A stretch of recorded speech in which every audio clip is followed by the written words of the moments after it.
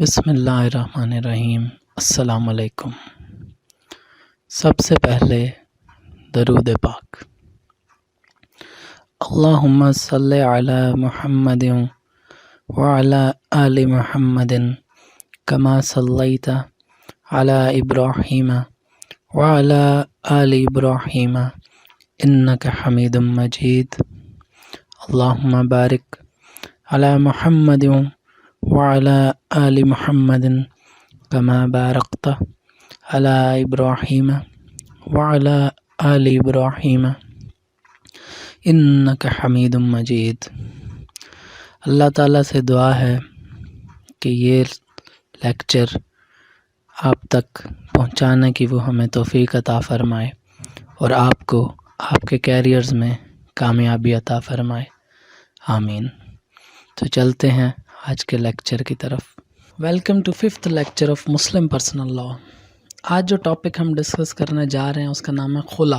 Dear students, آپ کی سہولت کے لیے اس سبجیکٹ کے نوٹس سافٹ کاپی اور ہارڈ کاپی دونوں میں دستیاب ہیں۔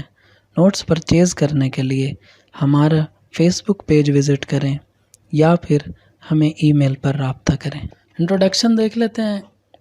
خلا is one of halal mode of dissolution of marriage in which wife has to give some consideration to husband۔ جیسا کہ ہم نے پچھلے لیکچر میں دیکھا کہ طلاق بھی ایک حلال طریقہ ہے شادی کو ختم کرنے کا، اسی طریقے سے خلا بھی ایک حلال طریقہ ہے شادی کو ختم کرنے کا، لیکن فرق یہ ہے کہ طلاق شوہر دیتا ہے اور خلا بیوی لیتی ہے۔ ساتھ ساتھ جب بیوی خلا لیتی ہے تو اس کو شوہر کو کچھ کنسیڈریشن دینی پڑتی ہے، کوئی نہ کوئی چیز اس کو شوہر کو دینی پڑتی ہے as consideration in lieu of releasing her from the contract of marriage, کہ شادی کے کانٹریکٹ سے آزادی کے عوضے کے طور پر اس کو شوہر کو کچھ نہ کچھ دینا پڑتا ہے۔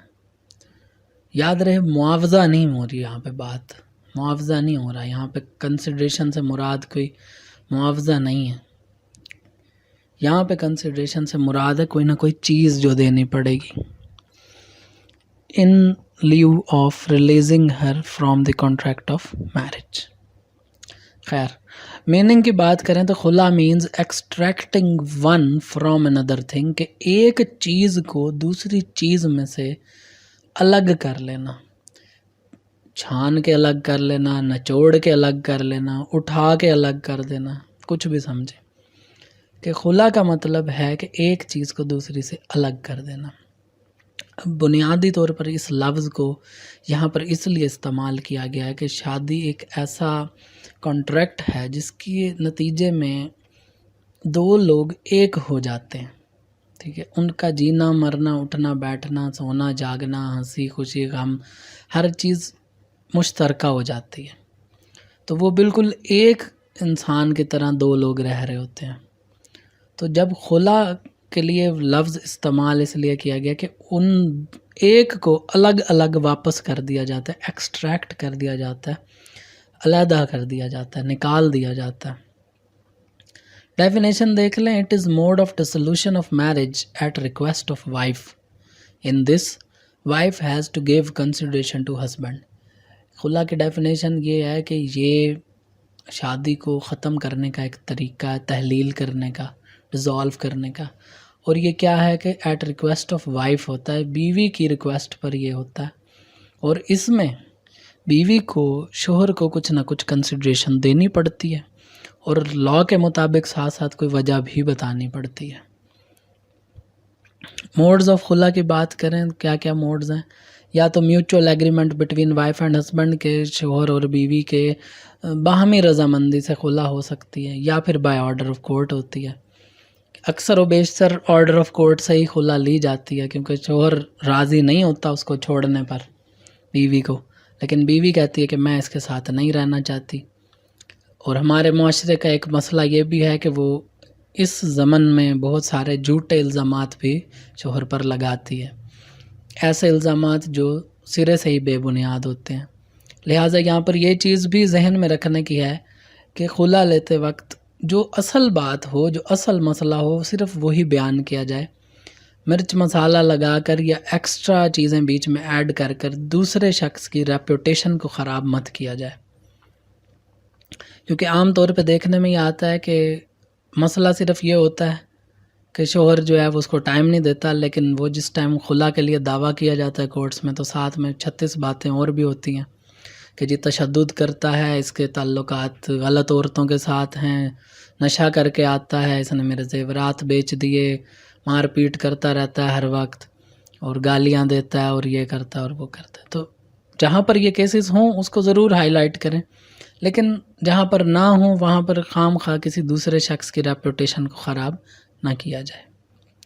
آگے چلتے ہیں، اسینشلز آف خلا کی بات کرتے ہیں۔ تو پہلی چیز تو یہ ہے کہ کنسنٹ آف وائف، عورت کی مرضی کے بغیر خلا نہیں ہو سکتی، طلاق تو ہو سکتی ہے، خلا نہیں ہو سکتی، کیونکہ خلا جو ہے وہ عورت کی طرف سے ہی ہوتی ہے، وہی ریکویسٹ کرتی ہے اپنے شوہر کو کہ میں اب آپ کے ساتھ نہیں رہنا چاہتی۔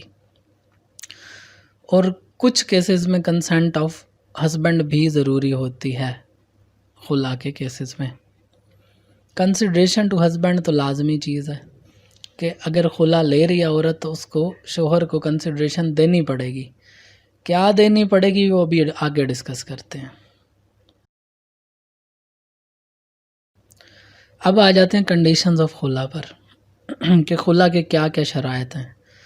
پہلی چیز تو یہ ہے کہ جو کنسیڈریشن اس نے دینی ہے شوہر کو اس میں اضافہ ویلڈ نہیں ہے، مطلب اس کا یہ ہے کہ اگر کوئی چیز جو کہ حق مہر میں دی گئی تھی عام طور پر وہی چیز ہی اتنی یا اس سے کم شوہر کو دی جاتی ہے کنسیڈریشن کے طور پر، تو وہ حق المہر کی اماؤنٹ سے زیادہ یا حق المہر میں موجود پراپرٹی کی ویلیو سے زیادہ کی کنسیڈریشن ویلڈ نہیں ہے۔ آسان لفظوں میں سمجھ لیں، 2 تولے سونا تھا حق مہر میں، خلا لینی ہے تو 2 تولے یا اس سے کم ہی دے گی شوہر کو، 2 تولے سے زیادہ نہیں دے گی۔ پھر نو رائٹ ٹو اپیل اگینسٹ خلا، اب خلا ایک دفعہ ہو گئی ہے، شوہر نے ایکسیپٹ کر لی ہے، خلا ہو گئی ہے، نکاح ختم ہو گیا، تو اب کوئی اس کے خلاف اپیل نہیں ہو سکتی کسی عدالت میں، اب اس خلا کو واپس نہیں لیا جا سکتا، کیونکہ خلا ایکسیپٹ ہوتے ہی شوہر نے جیسے ہی خلا ایکسیپٹ کر لی نکاح ختم ہو گیا۔ اور یاد رہے جب تک شوہر خلا ایکسیپٹ نہیں کرتا نکاح ختم نہیں ہوتا، کیونکہ عورت کو جرنلی یہ اختیار نہیں ہے کہ وہ نکاح کو از خود ختم کر سکے۔ لیگل ایفیکٹس کی بات کر لیتے ہیں خلا کی۔ سب سے پہلی چیز تو یہی ہے کہ میرج ڈیزالو ہو جاتی ہے، نکاح ختم ہو جاتا ہے، اب نکاح ختم تو سب کچھ ختم، تو کوئی ہیبیٹیشن بھی ان لافل ہو گئی، ساتھ رہنا جو ہے وہ غیر قانونی ہو گیا، اللیگل ہو گیا، شرعی لحاظ سے بھی غلط ہو گیا۔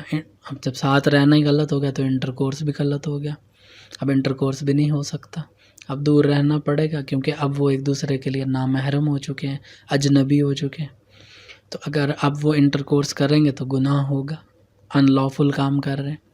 Consideration must be given to husband, خلا کی صورت میں شوہر کو کوئی نہ کوئی کنسیڈریشن دینی لازمی ہے۔ وہی اگزامپل جیسے ابھی تھوڑی دیر پہلے دی کہ 2 تولے سونا اگر حق مہر میں تھا تو اب 2 تولے یا 2 سے کم دینا پڑے گا شوہر کو۔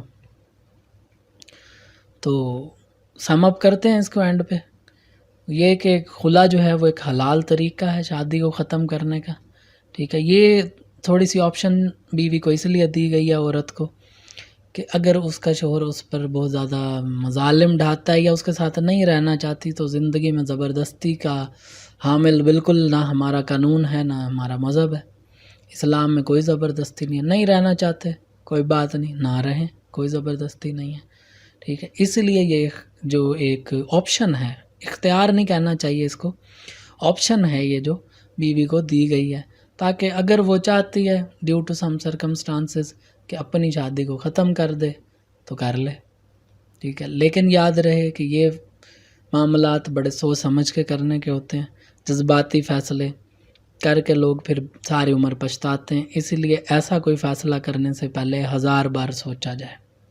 تو امید کرتے ہیں یہ کنسیپٹ آپ کو سمجھ آ گیا ہوگا۔ پھر بھی اگر کوئی بات مزید پوچھنی رہ گئی ہو یا کوئی پوائنٹ آپ کو سمجھ نہ آیا ہو تو آپ ہمیں ای میل کر سکتے ہیں brilliantlawcollege@gmail.com پر، یا ہمیں فیس بک پر بھی رابطہ کر سکتے ہیں facebook.com/brilliantlawcollege۔ اس کے علاوہ نوٹس بھی اویلیبل ہیں، مزید تیاری کے لیے آپ نوٹس بھی خرید سکتے ہیں۔ اگر لیکچر اچھا لگا ہو، ویڈیو پسند آئی ہو تو لائک کریں، چینل کو سبسکرائب کرنا نہ بھولیں، اور سبسکرائب کرتے وقت بیل آئیکن ضرور دبائیں تاکہ نئی آنے والی ویڈیو سب سے پہلے آپ تک پہنچے۔ اور ہاں، ویڈیو کو دوستوں کے ساتھ شیئر کرنا نہ بھولیں تاکہ ان کا بھی فائدہ ہو سکے۔ ہمارے ساتھ جڑے رہنے کا شکریہ۔ اللہ حافظ۔